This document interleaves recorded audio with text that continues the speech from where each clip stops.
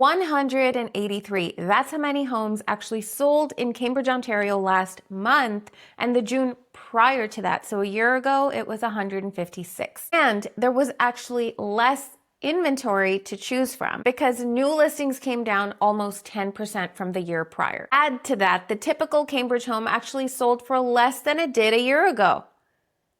There's a whole bunch of contradictions happening there, and that is the entire point of this video, because if you're planning on entering the market as a buyer, or perhaps now's the time for you to list your home, you're going to want to pay attention to these numbers. So let's chat everything Cambridge real estate. If I were to really break down June 2026 for Cambridge, Ontario, I'd say there were two active people that really fall into this category.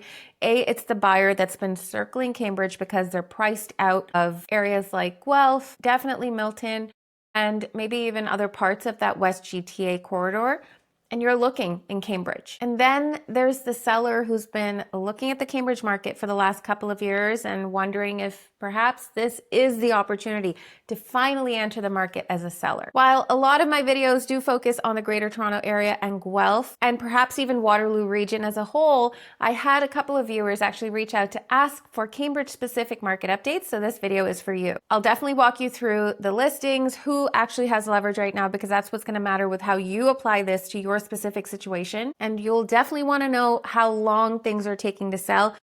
And we're going to hit on price, and there's actually a little bit of a nuance when it comes to the price, so stay to the end for that. In case we've never met before, my name is Varsha, and I assist families, individuals looking to buy and sell real estate in the Greater Toronto Area and Guelph, and I help them make thoughtful decisions even during changing markets. Honestly, the goal of this channel is just information, because there's a lot of conversations that I have with clients, potential clients, just curious people, real estate enthusiasts, and sometimes there's a lot of misinformation out there, especially when we all have access to a smartphone. Application of information is different from just gathering a bunch of data online, okay? When it goes into application, when it goes into contract writing, things really change when you're in the hot seat of actually putting a deposit on a property.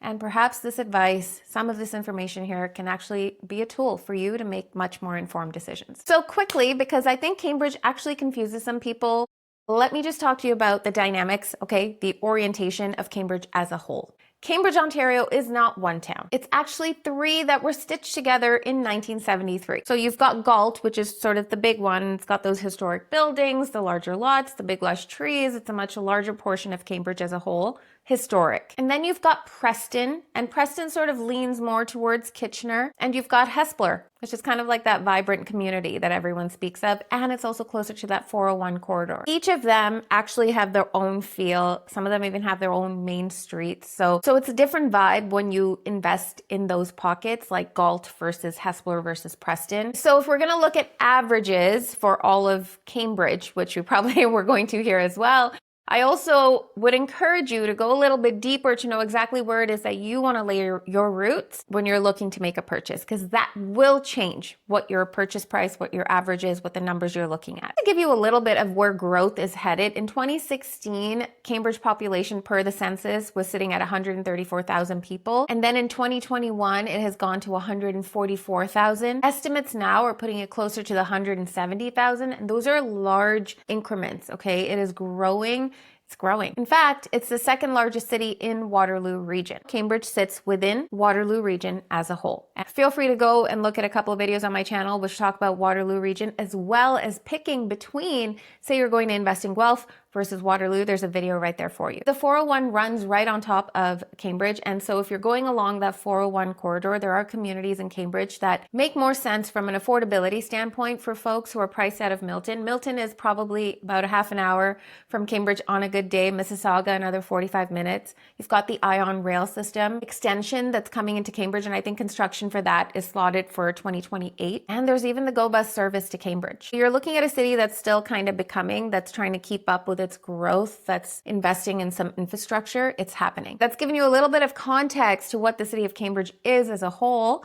Let's drop in right into our listings. In June 2026, 339 new listings came to the Cambridge market. A year ago, it was 374. The June before that, it was 369. So fewer people are choosing to sell. Fewer homes are coming onto the market. And there's still a second listings number, like a second number that complements new listings coming to the market that a lot of folks don't focus on, and that is our expired listings. Homes that got listed, they sat, they didn't sell, and they came off the market. Last June, there were 49. This June, 27. That's down almost 45%. If you're looking to shop in Cambridge right now and you keep telling yourself, oh, there's just so much inventory, there's so much for me to pick from, the actual data is telling us a little bit different. There is less coming into the market and there's a little less of it actually sitting, which raises the obvious question. If there's less coming into the market, who actually controls this market? Who has leverage in this market? There's a number that answers that a little bit better than any others, and that's the sales to new listings ratio. Simply put,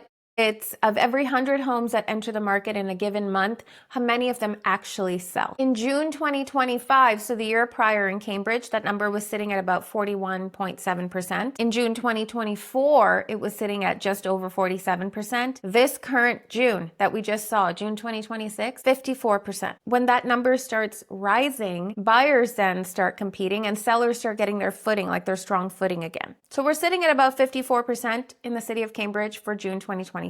You're kind of in the middle point. Anything above 39 is generally read as balanced market territory. You know, that number, that 54% for sellers specifically, you know, there was a time last summer, where you would have been okay to say nothing is moving. You know, you hear a lot of that even still, right? Like when you're having conversations out there, nothing is moving. But as this number is inching higher at 54, that statement may not exactly be true. And it may not be true, especially given in specific neighborhoods and specific pockets, because you're kind of competing now. For a buyer, I'm not saying you need to rush, you need to make hasty decisions by any means. It's just you'll have to be laser focused on your search and in your property, which I'm sure you are, because you can't just paint the entire city with one average paintbrush and think everything sits there. It's just not the case. When I speak to clients, you know, the top two questions for them is, how much am I getting for my home? And how soon am I going to sell it? So the average days on market for the city of Cambridge is sitting at 32, meaning the average home is taking approximately, on average, 32 days to sell. Last year at this point, it was sitting at 25. That's a full extra week. And that week for you buyers is really time for you to go and see it one extra time, for you to really think about it. Maybe take a friend, a loved one, a family partner, whomever. And that's real leverage, okay? That is time to make an informed decision. Not to be harsh, but there are still folks that are waiting for the Bank of Canada to announce something different when it comes to our interest rates, and they're waiting for that announcement to trigger some kind of action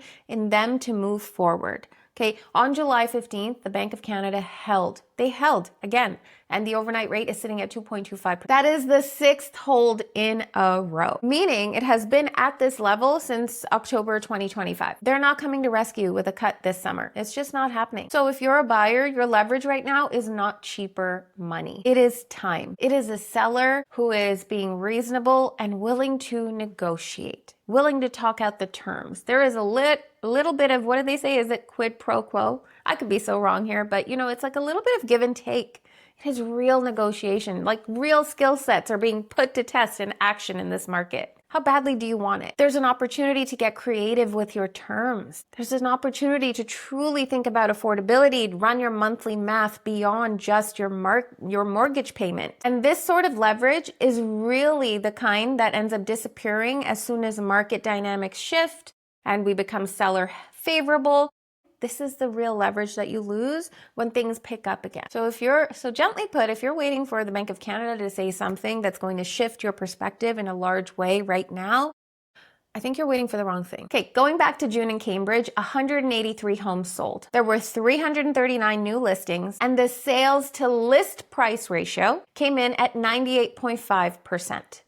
98.5% on average, simply put, means that homes sold on average about 1.5% under what they were listed for. On a home listed for say $700,000, that's about $10,500 off the ask, the list price. Now that is an average price. I'm not telling you how many homes sold over asking. That is a completely different measurement. That truly is more of like an individual head count. It doesn't really fall into the averages. In 2023, Cambridge was sitting at just over 104%. That means homes were selling on average for more than list price. In 2024, was sitting at just over 100%. In 2025, sitting at just under 100, so 99.98%. And in 2026, right now at this point, sitting at 98.5%. So that sort of paying over asking situation for the most part. And I know some of you fabulous folks are going to talk about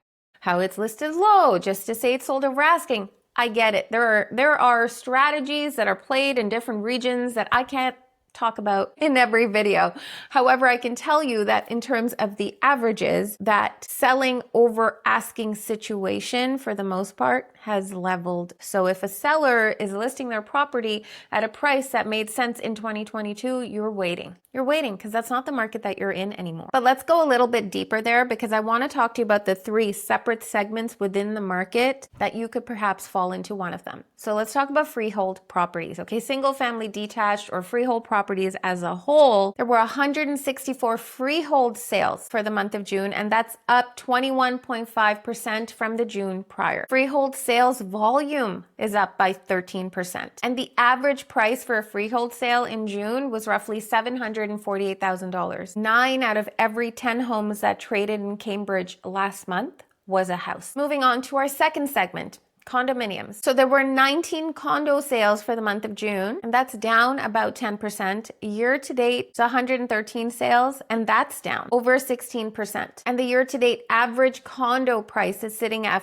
just over $488,000. And yes, that too is down 12.9%. This is certainly the softer corner of, the city, the real estate market in Cambridge. And it's likely the story in most of the cities you're perusing. But I also want to add, because it's not heavy in transaction volume, these are small numbers to pull from. So the data is not necessarily as accurate as I'd like it to be. So simply put, if you got priced, because if the average freehold property is sitting at almost $750,000, even in the city of Cambridge, and you got priced out of it, maybe a condo is an entry point for you. Third, and I don't really see a lot of chatter about this, so let's break it down. I want to look at where sales are actually happening. Okay, what price points and the volume of sales in those price points in the city of Cambridge. In the under $500,000 pocket, there were 118 sales last year compared to the 167 this year. Between $750,000 to $1 million, last year saw 253 sales versus 195 this year. Over $1 million,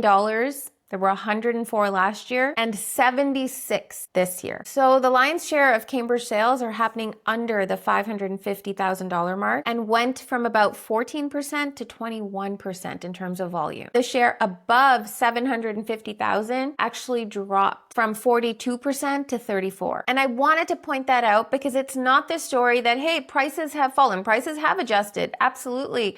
But also the interest has shifted. Where are people investing? What are people buying? What segment of the market is seeing a little more traction? That's important to track as well. And sellers especially, it would be important for you to track where people are shopping, not because your home is going to fall into that pocket automatically. No, your home could actually be over $1 million, absolutely. But I encourage you to be realistic about your pricing, set your expectations. Don't look at your neighbor data on that app, okay, from 2022. It's not going to serve you right now.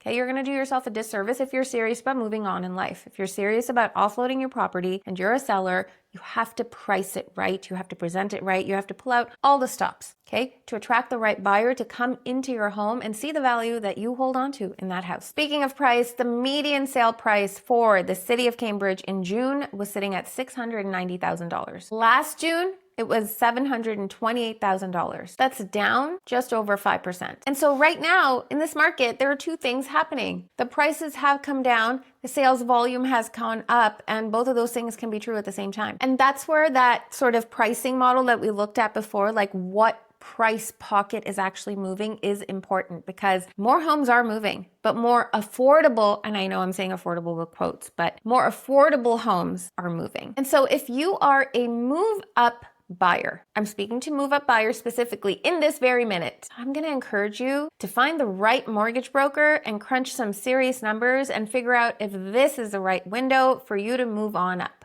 Okay. If you're just stuck looking at your physical home and the numbers and that perceived loss that you're feeling, I'm going to encourage you to look at what you can actually buy in this market, because chances are it's a wash, or that gap is so much smaller than it was even 2 years ago. If you're new here, I'm going to tell you that it's not always about the data. Most people do not move because of a market. They don't move because of the market. You move because something in your life is warranting a change. Something needs to shift in your life. There's a need, there's a life change, there's a transition that's asking you to move. Maybe the kids need their own rooms. Maybe somebody's going to university and you want to be closer. Okay, maybe your parents are moving in and this home isn't really a multi-generational home anymore. These life transitions are a huge part of our life, and it begins at home. So I'm going to ask you to look around and see if your environment supports the life that you're building. The home that you live in shapes who you become. So choose wisely, and I'll see you on the next video.